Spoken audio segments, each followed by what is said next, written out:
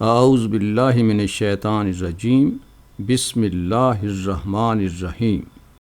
اچھا، تو آج جو مواد ہمارے پاس ہے وہ ہے قرآن کا تعارف اور اس کی تفہیم پر۔ جی آئیے اس پر ذرا تفصیل سے بات کرتے ہیں، دیکھتے ہیں کہ یہ ذرائع کیا بتاتے ہیں۔ ٹھیک ہے۔ مقصد تو یہی ہے کہ قرآن کی بنیادی باتیں سمجھ آئیں، ہے نا، کہ یہ کیا ہے، کیسا ہے، اس کی تاریخ، اہمیت اور اسے سمجھنا کیسے ہے۔ جی بالکل، تو پھر شروع کریں۔ ہاں بالکل، سب سے پہلے تو یہی سوال کہ یہ لفظ قرآن، اس کا اپنا مطلب کیا ہے؟ یہ بہت اچھا سوال ہے۔ دیکھیں، ذرائع بتاتے ہیں کہ اس کا مطلب ہے تلاوت کرنا یا پڑھنا۔ اچھا، تلاوت کرنا۔ جی تو یہ نام خود ہی بتا رہا ہے کہ یہ زبانی طور پر نازل ہوا پیغمبر محمد صلی اللہ علیہ وسلم پر، یعنی اسے پڑھا جاتا تھا، سنا جاتا تھا۔ بالکل۔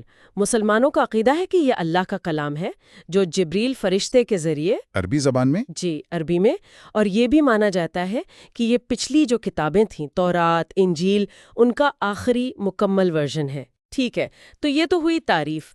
اب اس کی ساخت کی بات کرتے ہیں۔ آپ نے کہا کلام اللہ تلاوت کیا جاتا ہے، یہ سننے میں تو ایک لگتا ہے، ہاں لگتا تو ایک ہے۔ لیکن اندر سے کیسا ہے، اس میں کیا کیا ہے؟ جی، تو ذرائع کے مطابق اس میں کل 114 صورتیں ہیں، یعنی چیپٹر سمجھ لیں، 114، ٹھیک ہے۔ اور 6000 سے بھی زیادہ آیات ہیں۔ آیتیں یعنی ورسز۔ 6000 سے زیادہ۔ اچھا، ایک بات جو مجھے دلچسپ لگی وہ یہ کہ یہ اس ترتیب میں نہیں جس میں یہ نازل ہوا۔ جی ہاں، یہ بہت اہم نکتہ ہے۔ اس کی ترتیب نزولی نہیں ہے۔ تو پھر کیسی ترتیب ہے؟ اس میں جو مکی صورتیں ہیں، یعنی جو مکہ میں نازل ہوئیں، وہ زیادہ تر توحید، اللہ کا ایک ہونا اور آخرت یعنی مرنے کے بعد کی زندگی، ان پر زور دیتی ہیں۔ اچھا، اور جو مدنی صورتیں ہیں جو مدینہ میں نازل ہوئیں، ان میں آپ دیکھیں گے کہ قوانین زیادہ ہیں، معاشرتی اصول، ریاست کے معاملات، یہ سب۔ یعنی موضوع کے لحاظ سے ترتیب مختلف ہو سکتی ہے۔ بالکل، اور اسی سے جڑی ایک اور دلچسپ بات ہے اس کی تدوین اور حفاظت۔ ہاں، یہ کیسے محفوظ رہا اتنا عرصہ؟ شروع میں تو صحابہ کرام نے اسے حفظ کیا، زبانی یاد کیا، اور ایسے آگے پہنچایا۔ سینہ بسینہ۔ جی، سینہ بسینہ۔ پھر جب پیغمبر صلی اللہ علیہ وسلم کا وصال ہوا تو پہلے خلیفہ حضرت ابو بکر رضی اللہ عنہ، ان کے دور میں ضرورت محسوس ہوئی کہ اسے ایک جگہ جمع کیا جائے۔ کتابی شکل میں؟ ہاں، ایک مصحف یعنی ایک نسخے کی شکل میں۔ ٹھیک ہے۔ لیکن اصل معیاری بنانے کا کام وہ ہوا تیسرے خلیفہ حضرت عثمان رضی اللہ عنہ کے زمانے میں۔ انہوں نے کیا کیا تھا؟ انہوں نے ایک اسٹینڈرڈ ٹیکسٹ تیار کروایا تاکہ پوری امت میں ایک ہی قرآن پڑھا جائے، کوئی اختلاف نہ ہو۔ اچھا۔ اور اسی وقت تلاوت کے جو 7 مستند طریقے تھے جنہیں قرات کہتے ہیں، ان کو بھی حتمی شکل دی گئی۔ قرات یعنی پڑھنے کے انداز؟ جی، تلفظ اور لہجے کے معمولی فرق جو مختلف عرب قبائل میں تھے اور جن کی اجازت پیغمبر صلی اللہ علیہ وسلم نے دی تھی۔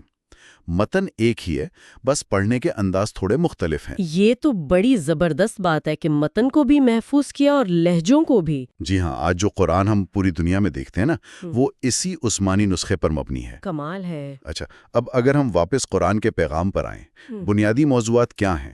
آپ نے توحید اور آخرت کا ذکر کیا۔ جی، وہ تو سب سے مرکزی ہیں۔ توحید یعنی اللہ ایک ہے، اور یوم جزا یعنی حساب کتاب کا دن۔ ٹھیک، لیکن بات یہیں ختم نہیں ہوتی۔ قرآن میں سماجی انصاف پر بہت زور ہے۔ اخلاقیات ہے، زندگی گزارنے کے اصول ہیں۔ ہر پہلو کا احاطہ کیا گیا ہے، لگتا تو یہی ہے۔ خاندان، تجارت، حکومت، سب کے لیے رہنمائی ملتی ہیں۔ اور انبیاء کے جو قصے ہیں وہ صرف کہانیاں نہیں ہیں، ان میں سبق ہے۔ بالکل، ان میں اخلاقی سبق ہیں، مثالیں ہیں کہ مشکلات میں کیسے ثابت قدم رہنا ہے، صحیح راستہ کیا ہے۔ یعنی ایک مکمل گائیڈ بک کی طرح ہے، کہہ سکتے ہیں۔ لیکن ظاہر ہے اتنی پرانی کتاب، 1400 سال پرانی، آج کے دور میں اسے سمجھنا وہ تو آسان نہیں ہوگا۔ نہیں، آسان تو نہیں، اسی لیے تو تفسیر کا علم ہے، یعنی تشریح، ایکسپلینیشن۔ ٹھیک ہے۔ صرف ترجمہ پڑھ لینا کافی نہیں ہوتا، آپ کو عربی زبان کی باریکیاں سمجھنی پڑتی ہیں۔ صحیح۔ پھر پیغمبر صلی اللہ علیہ وآلہ وسلم کی احادیث یعنی ان کے اقوال اور کام، وہ بھی سمجھنے میں مدد دیتے ہیں۔ اچھا، حدیث بھی ضروری ہے؟ جی، اور یہ جاننا بھی کہ کوئی آیت کب اور کیوں نازل ہوئی، یعنی اسباب النزول، اس سے سیاق و سباق سمجھ آتا ہے۔ بہت سارے علوم جڑے ہوئے ہیں۔ بالکل، اور پھر ہے تجوید، یعنی قرآن کو صحیح تلفظ اور لہن سے پڑھنے کے قاعدے۔ آپ نے قرات کا ذکر کیا تھا، تجوید اس سے مختلف ہے؟ تجوید بنیادی اصول ہیں کہ ہر حرف کو اس کے صحیح مخرج سے، صحیح صفات کے ساتھ کیسے ادا کرنا ہے۔ یہ معنی کو محفوظ رکھنے کے لیے بھی اہم ہے۔ اچھا، تو یہ سب تو سمجھنے کی باتیں ہو گئیں۔ ایک سوال یہ بھی ہے کہ آج کل کے جو مسائل ہیں ان پر ان تعلیمات کا اطلاق کیسے ہوتا ہے؟ ہاں، یہ بہت اہم سوال ہے۔ اس کے لیے علماء مقاصد الشریعہ کا اصول استعمال کرتے ہیں۔ مقاصد الشریعہ یعنی شریعت کے مقاصد؟ جی، یعنی یہ دیکھنا کہ قرآن کے احکامات کے پیچھے اصل مقصد کیا ہے، کیا حکمت ہے، جیسے انصاف قائم کرنا، جان و مال کی حفاظت، عقل کا تحفظ وغیرہ۔ تو ان مقاصد کو سامنے رکھ کر نئے مسائل کا حل نکالا جاتا ہے؟ جی، کوشش کی جاتی ہے۔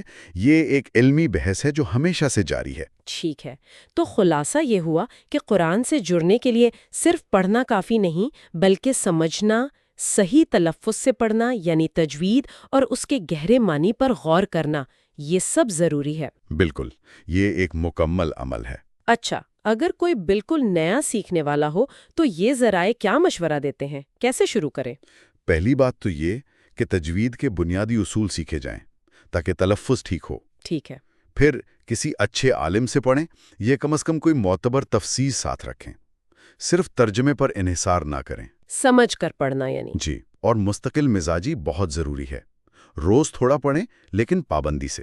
اور سوال پوچھنے سے نہ ڈریں۔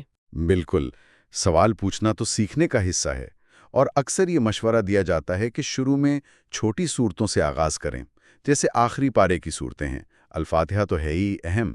یہ تو بہت عملی مشورے ہیں۔ تو آج ہم نے قرآن کی تعریف، اس کی ساخت، تاریخ، اس کے اہم موضوعات اور پھر اسے سمجھنے کے طریقوں پر ایک تفصیلی نظر ڈالی۔ جی، جو بھی معلومات ان ذرائع میں موجود تھیں ان کی روشنی میں۔ بالکل، اور جاتے جاتے ایک بات شاید سوچنے کے لیے چھوڑ جاؤں۔ جی ضرور۔ قرآن کا سفر شروع ہوا زبانی تلاوت سے، پھر وہ ایک معیاری لکھی ہوئی کتاب بنا۔